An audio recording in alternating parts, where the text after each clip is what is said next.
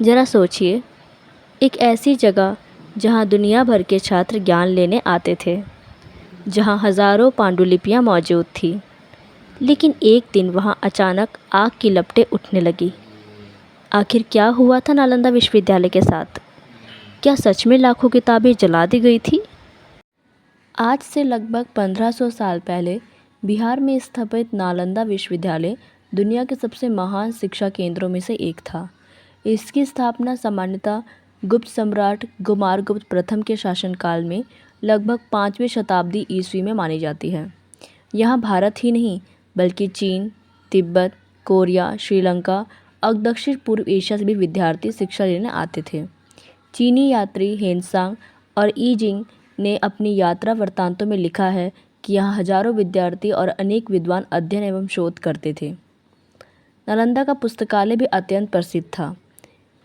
कहा जाता है कि इसमें 3 मुख्य भवन थे, जहाँ धर्म, चिकित्सा, गणित, खगोल विज्ञान, दर्शन, व्याकरण और अनेक विषयों की दुर्लभ पांडुलिपियाँ संरक्षित थी। फिर 12वीं शताब्दी के अंत में एक बड़ा बदलाव आया। फारसी इतिहासकार मिन्हाज उस सिराज द्वारा लिखित तबाकत आई नाजरी में उल्लेख मिलता है कि मोहम्मद बख्तियार खिलजी ने बिहार पर आक्रमण किया, जिसमें कई बौद्ध विहारों और शिक्षा केंद्रों को नुकसान पहुंचा।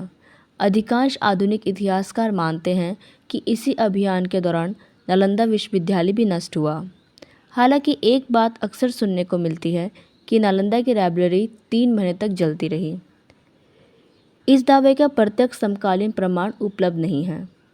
हाँ, इस बात पर व्यापक सहमति है कि नालंदा को भारी विनाश झेलना पड़ा और उसकी अनगिनत पांडुलिपियाँ हमेशा के लिए नष्ट हो गई।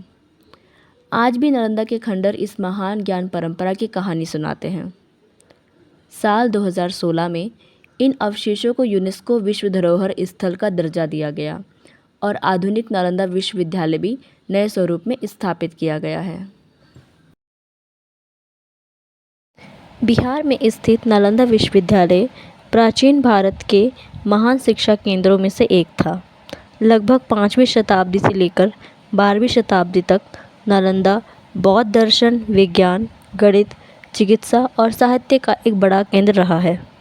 चीन के प्रसिद्ध यात्री हेनसांग और इत्सिंग ने भी नालंदा का वर्णन किया था। इतिहास में सबसे ज़्यादा प्रचलित मान्यता यह है कि वर्ष 1193 के आसपास तुर्क सेनापति बख्तियार खिलजी के आक्रमण के दौरान नालंदा को भारी नुकसान पहुंचा। कई इतिहासकारों के अनुसार इस हमले के बाद विश्वविद्यालय का पतन तेजी से हो गया और इसके पुस्तकालयों को भी नुकसान पहुंचा। उस समय नालंदा में एक विशाल पुस्तकालय परिसर था, जिसे परंपरा में धर्मगंज कहा जाता है। इसमें 1000 पांडुलिपियाँ और दुर्लभ ग्रंथ सुरक्षित थे।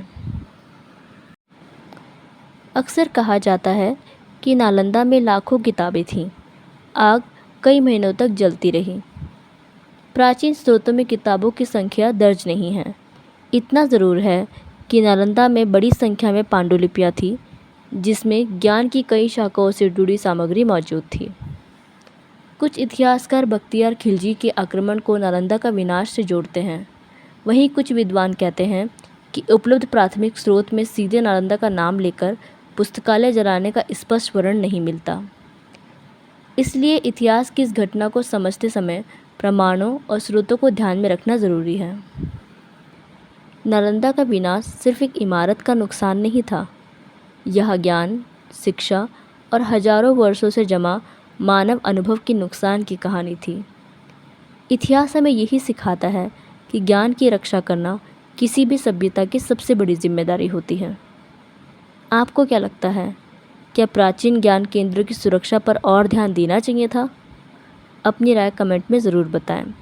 और अगर आप भी ऐसे ही साइंस, फैक्ट और हिस्ट्री से जुड़े वीडियोस पसंद करते हैं तो हमारे चैनल को सब्सक्राइब करें।